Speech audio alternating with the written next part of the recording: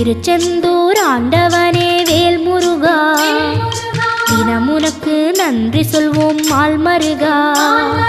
திருவடியில் தவம் இருப்போம் திருமுருகா, தீர்ப்பெழுது நலமெனவே வடிவழகா.